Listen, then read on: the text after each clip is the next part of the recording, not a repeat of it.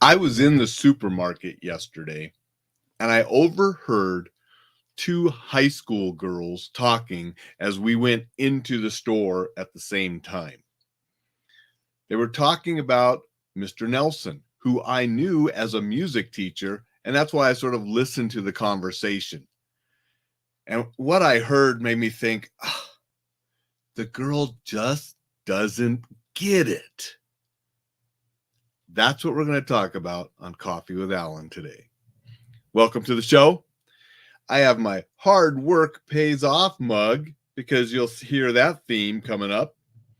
I just want to thank everybody that watches, everybody that comments. Appreciate all of you. The numbers have been going up on shares. The numbers have been going up on podcast listens. I appreciate everybody. Thank you so much.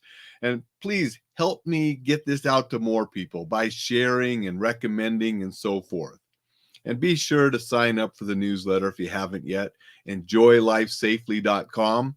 This last week's newsletter had some really good stuff in it. Got some good feedback from that, some people writing, which I appreciate. So sign up for the newsletter. Help me get this out to more people. And I do appreciate everybody that listens and comments and shares and so forth. Thank you very much. Now let's get back to the supermarket. So I'm walking in and I hear this girl. The first thing I heard was, Mr. Nelson really loves me, but, and that had me sort of listening because I knew she was talking about Lewis Nelson, the band teacher at Sentinel High School here in Missoula, who I know, and I think he's a magnificent instructor. I got to know him way back when my daughter was a middle school student.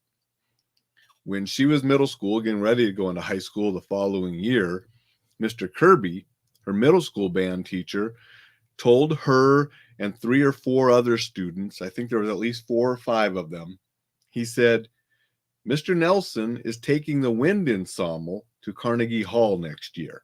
The wind ensemble being the high school's highest band. You got to audition to get into that band. Mr. Kirby told the group, Mr. Nelson will take a few freshmen on that trip if they qualify and they can get into the band. So I'm recommending you go set an appointment with Mr. Nelson, audition for the wind ensemble. If you get in, you'll have a trip to Carnegie Hall. You have to start doing the fundraising and so forth because they're starting right now to do that. So my daughter and the other students went over and they auditioned with Mr. Nelson, and a number of them got into the wind ensemble. And my daughter went to Carnegie Hall as a freshman and got to play there in New York City. Had a magnificent trip, magnificent time. My wife and I, we went to watch her at Carnegie Hall and had a magnificent trip and a magnificent time. And so I knew Mr. Nelson. So I heard this girl, Mr. Nelson loves me, but he sometimes gets mad because I don't practice enough. So, okay. And I could understand that because Mr. Nelson was very strict, very fair. I really liked him as an instructor. He set out the rules and he followed them. Again, they were fair and he was strict and adherent to it.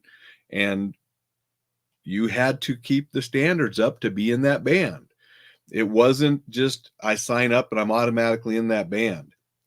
Every student was allowed to participate in band at the high school. They would not say you cannot be in a band, but you had to be audition and get into this one, the wind ensemble. You had to earn your right to be in that, or you'd be in one of the other bands. And there were several, and they had different levels. And some students started at the lowest band, and they worked their butt off. Hard work pays off, and then they get up into the wind ensemble. So I understood her saying, Mr. Nelson not liking her not practicing. He did not like it when students didn't practice and put in the work that he required. But her next comment blew my mind. She said, I would practice more if he put me in a different band, in the other band.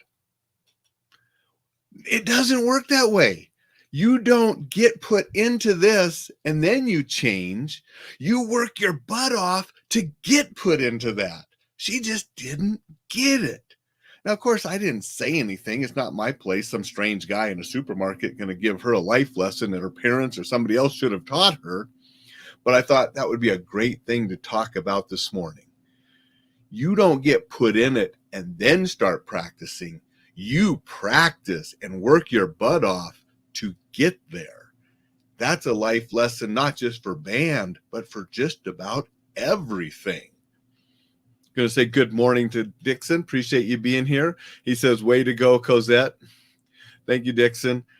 Yeah, my daughter has amazed me throughout everything. I mean, middle school is when she wanted to go to Wharton, where she's at now. But she did get in that wind ensemble and got to play at Carnegie Hall, which is an awesome experience. And what do they say? How do you get to Carnegie Hall? Practice, practice, practice. That's what those kids did. And boy, when she was a freshman, she made it in that band. He worked those students hard that year to make sure that they were prepared.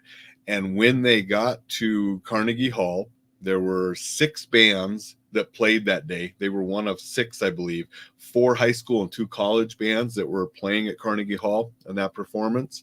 And there were the judges that judge bands and so forth. They got the highest ranking that the judges could give a band there at Carnegie Hall, which was just incredible and awesome. But I do know Mr. Nelson worked their butts off during that year. I mean, and the hard work paid off. They had a fantastic trip to Carnegie Hall, and they got the highest award that they could get while they were there. And so it was just an awesome experience for all of those students. And that's why I really like Mr. Nelson. I mean, he does so much for those kids.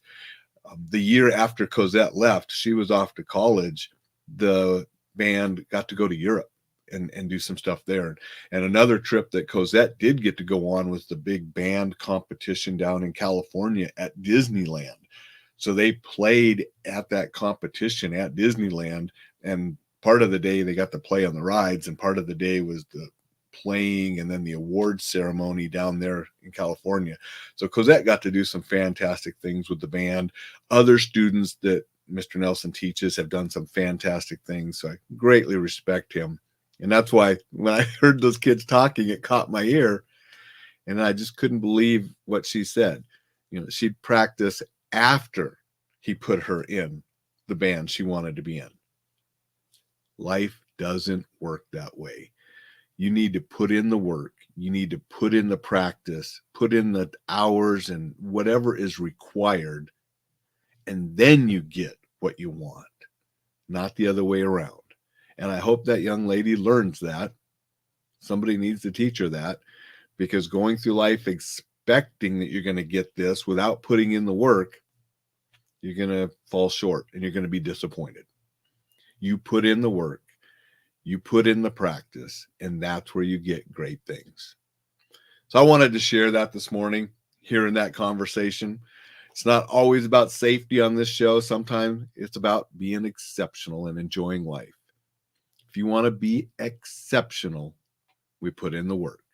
We put in the practice. That's how you get there. There's no other way about it. And I don't care who you are, what you're doing.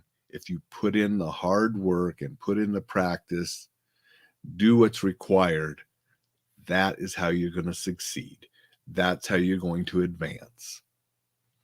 Thank you for everybody. Go out, make it a wonderful Wednesday, and we'll see you tomorrow.